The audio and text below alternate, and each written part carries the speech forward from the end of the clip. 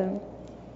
Agora, vamos convidar o professor Dr. Luiz Roberto da Silva, que é graduado em Medicina pela Universidade Federal de Berlândia, fez residência em Genética Clínica no Hospital de Clínicas da USP, residência em Pediatria na UFO, possui mestrado em Genética na Faculdade de Medicina de Ribeirão Preto, USP, é Clinical Trial em MPS 7 no Children's Hospital of Oakland, University of California, São Francisco, é pesquisador em doenças raras na UFO e foi fundador do Serviço de Genética Médica no Hospital de Clínicas da UFO em 96. O tema da palestra vai ser Puericultura e Síndrome de Williams, uma construção em andamento. Seja bem-vindo, professor.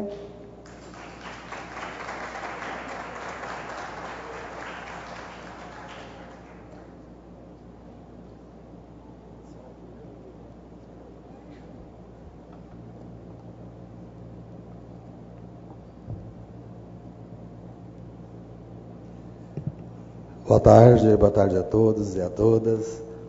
Eu quero agradecer inicialmente ao convite que o Rogério me fez para participar desse encontro.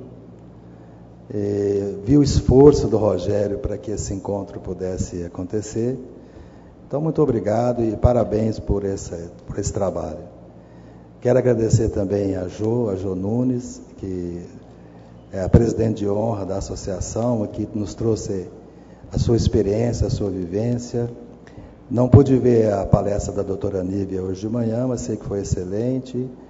Do meu colega ali, o Torrino, excelente, muito obrigado pela excelente palestra. A Jo, que trouxe a sua experiência e essas informações tão relevantes para nós todos. Então, muito boa tarde a todos, especialmente os nossos pacientes aqui presentes, seus pais, seus parentes, seus familiares. Estou vendo alguns residentes nossos aqui também, né? Já estavam ontem, então, muito obrigado pela presença, sejam bem-vindos. Vou falar um pouquinho hoje a respeito de síndrome de Williams, mas assim, eu não trouxe nenhuma coisa muito formal para falar. Eu quero falar um pouco mais das coisas práticas, né, do nosso dia a dia, fazer algumas pontuações, algumas sugestões, né? Porque inicialmente o Rogério me convidou para falar enquanto médico geneticista. E se vocês verificarem o tema da palestra, não é um tema de genética, é um tema de puericultura, né? Puericultura e síndrome de Williams, que nós estamos falando assim, embora existam protocolos clínicos, diretrizes para o cuidado, me incomodou muito também conversar com muitas mães, um aspecto que é o tempo em que foi feito o diagnóstico, né? O que aconteceu com essas famílias, com essas mães, antes e depois do diagnóstico? O que mudou, né? E particularmente, a gente conversando com muitos, a Jo já havia me dito, o diagnóstico da Jéssica foi aos 7 anos de idade, né? O que aconteceu antes? Por que demorou tanto para fazer o diagnóstico, né? Estou vendo meu amigo Daniel ali, meu querido Daniel, cadê ele? Saiu um pouquinho. Diagnóstico aos 12 anos de idade, né? Então, antes do diagnóstico, o que aconteceu? Por que o diagnóstico foi tão tardio? Eu acho que se foi tão tardio, nós poderíamos pensar, refletir a respeito do que é possível fazer para que não demore tanto o diagnóstico. Porque nesse intervalo, a família certamente passou por uma peregrinação muito grande, foi a muitos especialistas, à procura de uma informação, né? Ouviram muitas coisas inadequadas, e pode ser que tenham acontecido nesse período complicações clínicas que puderam ter consequências muito graves para o paciente, às vezes até a morte do paciente, né? Por quê? Quando, por exemplo, a Jo fala de manhã assim, eu vou colocar comida para o neném, a criança pequena, criança de até 1 ano de idade, só de ver a comida, a criança sai fora, ela não quer saber de comer, ela rejeita, ela está muito irritada, se eu forçar, às vezes ela vomita, né? Aí eu fico assim perguntando, será que essa criança que não quer comer, que não está ganhando peso, está desnutrida em consequência disso, será que ela não tinha hipercalcemia? Hipercalcemia, para quem não é da área específica, é a elevação do cálcio no sangue. A elevação do cálcio no sangue pode resultar em irritabilidade, pode resultar em vômito, em náuseas, né? E se for manejada adequadamente, às vezes até com tratamento específico, com uso de medicação, e se nós pudermos melhorar a calcemia, quem sabe esse paciente não vai se alimentar melhor, né? Estou vendo o Matheus aqui, está de boa, tá? Está jóia. E até eu pensei o seguinte, como todo mundo almoçou, alguém foi para a churrascaria, eu já estou sabendo, depois do almoço costuma dar uma amarelo alcalina, dá um pouquinho de sono, se alguém cochilar, eu chamo o Matheus aqui na bateria, né? E nós fazemos uma agitação aqui. Mas não agora, viu, Matheus, por favor, só um instantinho. Então, veja, o tema que nós estamos propondo é o tema de puericultura em síndrome de Williams. Eu falei, uma construção em andamento, porque existe muito conhecimento a respeito de síndrome de Williams nos dias de hoje, existe muito mais facilidade diagnóstica nos dias de hoje, e nós devemos talvez trabalhar para que nós possamos educar os profissionais de saúde, de maneira geral, e particularmente o pediatra. Puericultura significa cuidar da criança, cultivar a criança. Então, o profissional que normalmente vai ver a criança pela primeira vez é o pediatra. E vocês se lembram que o Dr. William e o Dr. Beurer, né, que é o outro autor, eles eram pediatras. Não era neurologista, não era endocrinologista, não era cardiologista, nefrologista, não era nenhuma dessas especialidades, eram pediatras. E eles descreveram a síndrome de Williams numa época que os marcadores genéticos não existiam, não tinha FISH, né? A própria citogenética, nessa ocasião, eram técnicas muito rudimentares e insuficientes para se dar o diagnóstico laboratorial de síndrome de Williams. Mesmo assim, esses dois pediatras conseguiram descrever a síndrome de Williams. Isso significa que, se o pediatra estiver devidamente orientado, ele poderá muito bem fazer o diagnóstico ou encaminhar o diagnóstico, porque nós ouvimos em várias falas a citação das características que chamam a atenção do médico. Num determinado momento, vou mandar para o geneticista. Gente, quantos geneticistas tem no país? Médicos geneticistas. Tem menos de 300. Aqui em Uberlândia tem mais pediatras do que o total de médicos geneticistas do país. Além disso, a grande maioria se concentram na região sudeste, Rio de Janeiro, São Paulo, Paraná, Rio Grande do Sul. A região norte, por exemplo, região enorme, né? Amazonas, o Pará, tem um médico geneticista. Um.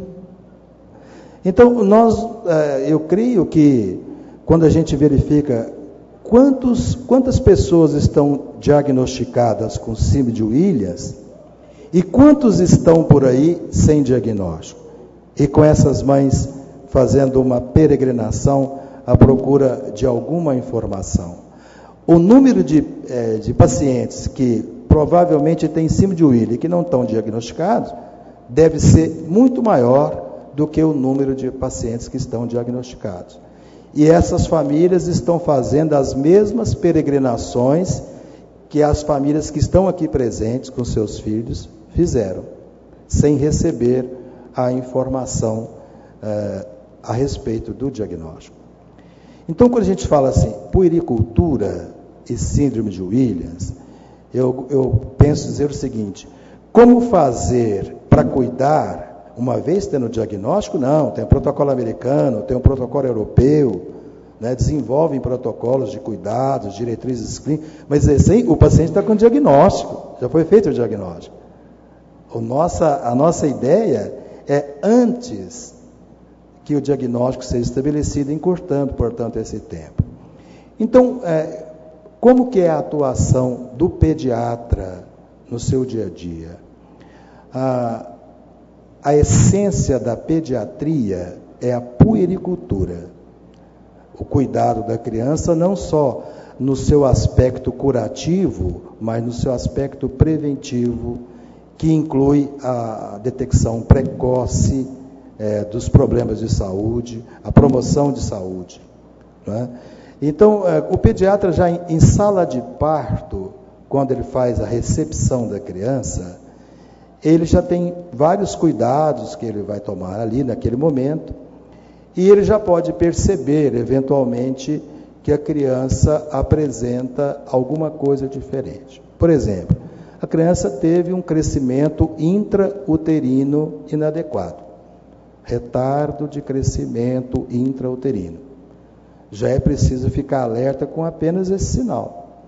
Uma vez a criança nasceu, se ela tiver características faciais, principalmente, já evidentes, claro que ao nascimento essas características podem não estar presentes, porém uma observação mais cuidadosa pode levantar alguma suspeita. E quando eu falo observação mais cuidadosa, eu já chamo a atenção para um aspecto da educação do pediatra e do médico em geral. O médico, em geral, não aprende a fazer o exame morfológico dos seus pacientes. Ele aprende a fazer o exame geral, o exame clínico, muito bem, mas se você perguntar assim, como é que é a orelha, como é que é o nariz, como é que é o lábio, como é que são as bochechas, os cílios, os supercílios, as mãos, os pés da criança, isso não faz parte do treinamento da maioria dos médicos. Acresce a isso, o colega chamou a atenção, que nos cursos de graduação, na área de saúde, não se estuda genética aplicada. Nós tivemos a oportunidade de conversar com residentes da residência multiprofissional, que passa com a gente, que são dentistas, fisioterapeutas, nutricionistas, enfermeiros e outros profissionais. Eles não estudaram genética nos seus cursos de graduação, não estudaram genética aplicada. Muitos têm raiva de genética, porque o que eles aprenderam nos seus cursos de graduação foi uma genética que se ensina geralmente no ensino médio, um pouquinho melhorada, mas muitos deles estudam ervilhas, moscas, animais em geral, mas não estuda o ser humano. Então já é uma questão que precisa mudar para que nós possamos diminuir o tempo para o diagnóstico em síndrome de Williams, ou seja, melhorar o ensino da genética em todos os cursos de graduação envolvidos com a área da saúde. Então, isso já é um primeiro ponto. Muitas vezes o pediatra, ele fica muito inseguro, nós ouvimos as queixas das mães, porque ele olha a criança é diferente, eu estou vendo que alguma coisa aqui é diferente, mas eu não sei exatamente o que é, e ele acaba fazendo uma coisa que inclusive é bastante irritante. Ele escreve no prontuário, síndrome genética a esclarecer. Isso aqui agora não é comigo, não. Sabe, isso aqui é um negócio que eu não sei mexer, é uma síndrome genética a esclarecer, tem que chamar um especialista. E a partir daquele momento, para chegar a um especialista, demora muito tempo, conforme vocês sabem, né? O Rogério estava falando no depoimento dele que para chegar aqui na faculdade, no caso dele foi 3 anos, você imagina, em tantos outros lugares, o tempo que demora para chegar a avaliação de um especialista, de um geneticista. Enquanto isso, o que está acontecendo com a criança? Está apresentando seus problemas de saúde, né?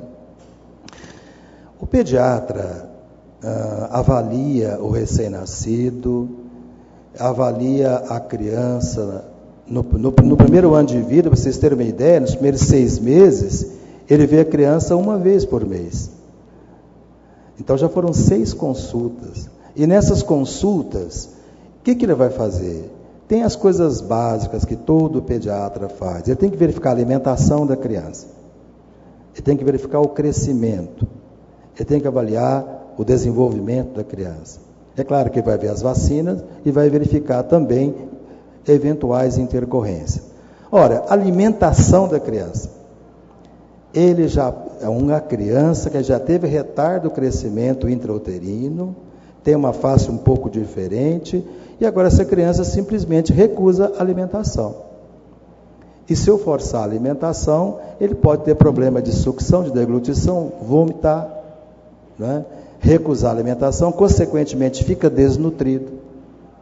E isso já vai levando a uma série de outros problemas. Então, será que nenhum pediatra vai atentar que aquela criança que tinha um retardo do crescimento intrauterino, não consegue alimentar, tem uma face diferente, é uma criança irritada, uma criança que vomita, uma criança que está desnutrida, agora eu levo essa criança para minhas curvas de crescimento, em peso, altura e perímetro cefálico.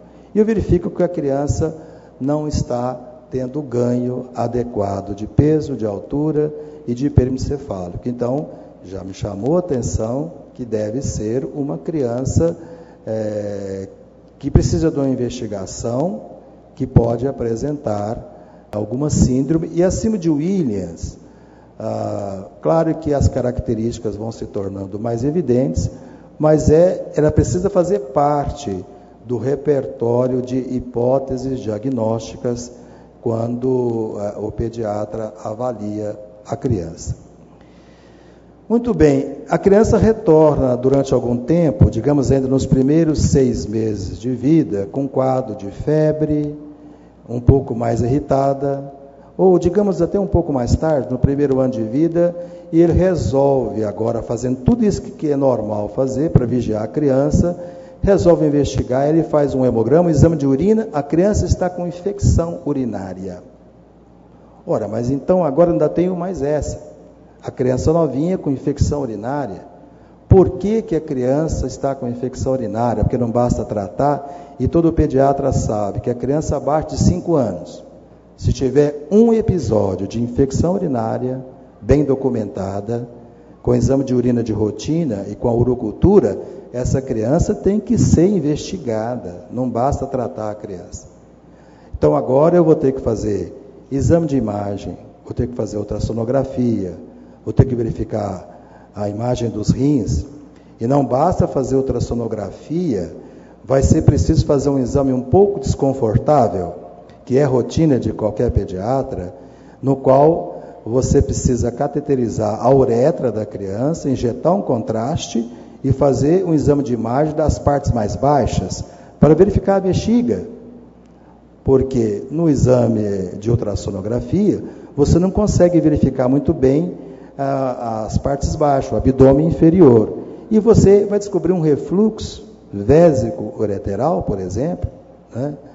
Você poderá descobrir um divertículo da bexiga, você poderá perceber que a criança tem rins em ferradura, ou alguma outra anormalidade renal.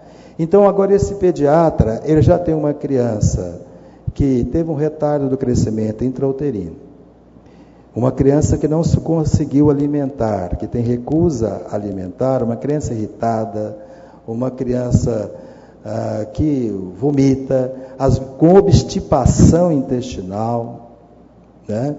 Agora eu tenho uma criança que tem infecção urinária, que tem um refluxo vésico-ureteral, tem rins em ferradura, mas a essa altura do campeonato eu já posso pensar que essa criança possa ter síndrome de Williams, sim, precocemente, sem nenhum exame especializado, né?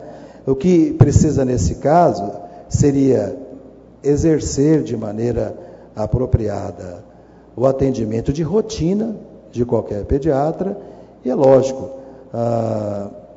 fazer as investigações que são necessárias. É claro que agora já está com atraso de crescimento, ele começou a verificar os marcos do desenvolvimento, então a criança tem 5 meses de idade, não consegue sustentar adequadamente a cabeça, né? Ou a criança de 8 ou 9 meses de idade que não consegue sentar.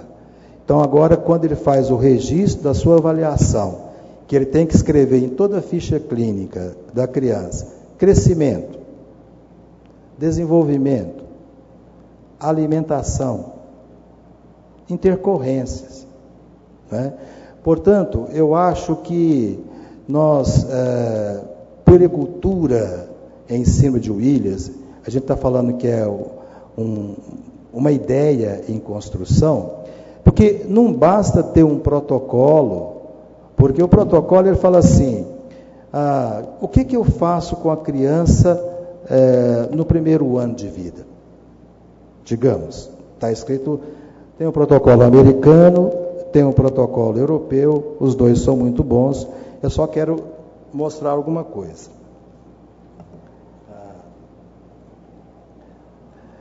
Segundo o protocolo da criança no primeiro ano de vida, você precisa fazer as seguintes intervenções.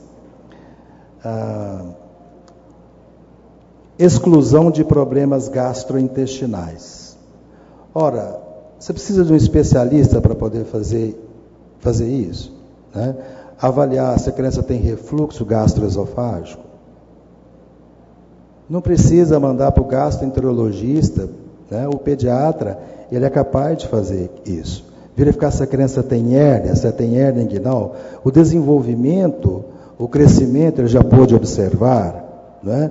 De maneira que, devido à dificuldade que existe para chegar a determinados especialistas, o pediatra, ele está devidamente preparado, eu acredito que sim, para que ele possa, desde que ele queira, fazer o diagnóstico da síndrome de Williams.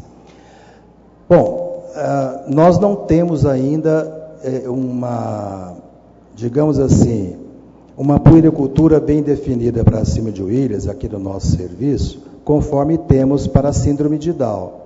Nós temos aqui no ambulatório do Hospital Escola uma manhã em que só atendemos pacientes com síndrome de Down. Naquela manhã, nós usamos um protocolo e adaptamos esse protocolo ao nosso atendimento para que nós possamos dizer assim, o que a gente faz com a criança com recém-nascido, o que a gente faz com a criança com lactente pequena até 2 anos de idade, com a criança de 2 a 5 anos e assim por diante. Então, isso é o que nós vamos começar a desenvolver no Hospital Escola, para que a gente possa construir uma sistematização do atendimento em pessoas com síndrome de Williams, com a ideia de discutir o assunto, divulgar o assunto, educar os estudantes em formação, os residentes, para que eles possam, então, com um pouco mais de atenção, conseguir abreviar o tempo do diagnóstico também para a síndrome de Williams, assim como foi conseguido para a síndrome de Down. No passado, a criança com síndrome de Down também passou pelas mesmas dificuldades. Claro que talvez nem tanto, porque trata-se de uma condição muito mais frequente e, portanto, a maioria dos profissionais ganharam experiência e conseguiram fazer com que o diagnóstico fosse feito mais cedo e as pessoas pudessem ser devidamente tratadas antes que as complicações pudessem acontecer. Então, essa é a nossa ideia com relação à síndrome de Williams, né?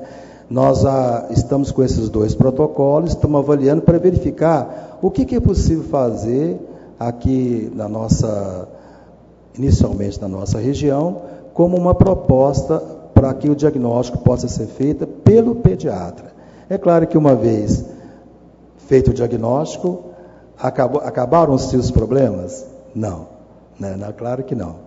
Mas eu percebo nas mães que depois do diagnóstico elas ficaram melhores, porque agora é possível ter um norte, é possível ter uma orientação muito mais direcionada para os problemas da criança e poder antecipar eventuais complicações que a criança possa vir a desenvolver ao longo da sua vida, né? Eu não mencionei, por exemplo, o problema cardíaco, que é a questão que foi muito bem abordada hoje de manhã pela doutora Lourdes, e que disse também das características da síndrome de Williams, as quais a gente não vai enfatizar muito, porque logo depois da minha fala tem a fala do Rogério, que vai falar muito sobre isso, e outros que me antecederam também puderam falar muito sobre as características da pessoa com síndrome de Williams. E principalmente, conforme o João Nunes falou, as mães, embora não são formadas na área de saúde, são doutoras no assunto, porque são seus filhos, né? Recebi o comunicado aqui que falta 5 minutos, e eu quero falar um pouquinho de genética também, afinal, me convidaram em função também dessa parte, né? Uma coisa que não foi falado muito enfatizado foi a questão dos aspectos genéticos, né? Na síndrome de Williams, existe um defeito no cromossomo número 7, numa região chamada 7q11.13. O que é esse defeito genético? Falta um pedacinho, ou seja, durante a formação do óvulo ou do espermatozoide, houve um defeito e aqui um pedacinho do material genético foi deletado. Devido a essa deleção, os genes que se encontram naquele pedacinho, que são estimados entre 25 e 28 genes, desapareceram. E, portanto,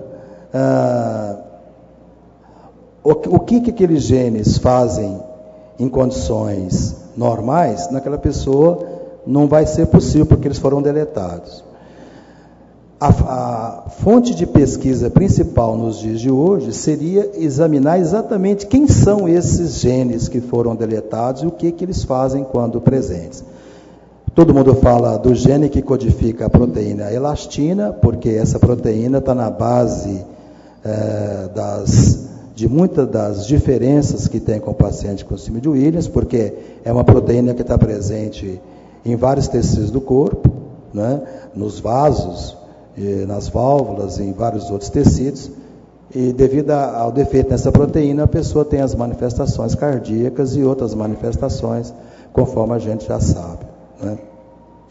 Um dia desses me perguntaram, por que a criança com síndrome de Williams tem a voz rouca, né? Eu não sei se vocês percebem, ou se todos que têm experiência, que é uma voz até muito bonita. Às vezes a pessoa, quando canta, tem uma voz rouca muito bacana, né?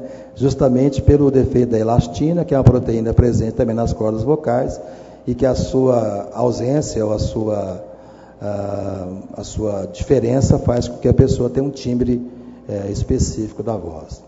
Do ponto de vista de aconselhamento genético, a grande maioria dos casos de síndrome de Williams não repetem, ou seja, casal que tem um filho com síndrome de Williams tem um risco muito pequeno, provavelmente em torno de 1%, de voltar a ter outra criança com síndrome de Williams.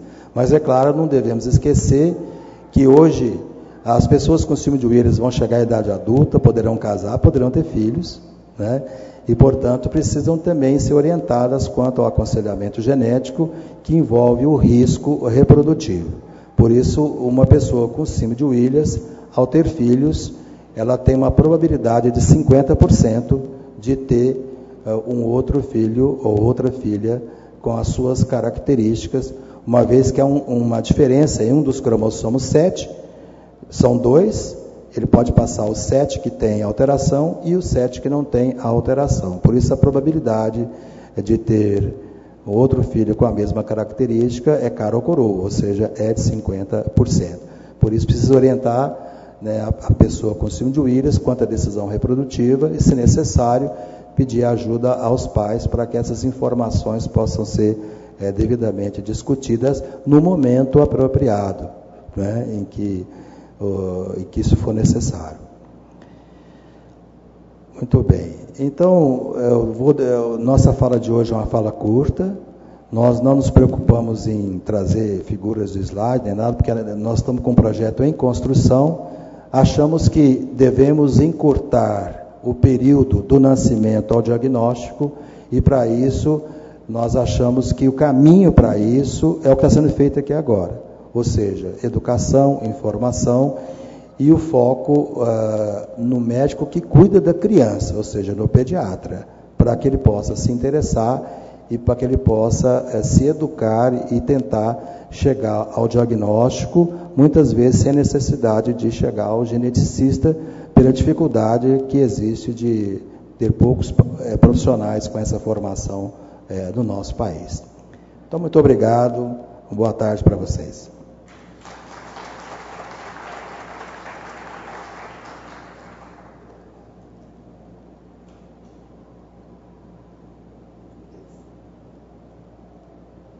Muito obrigada, Dr. Luiz, pela excelente palestra.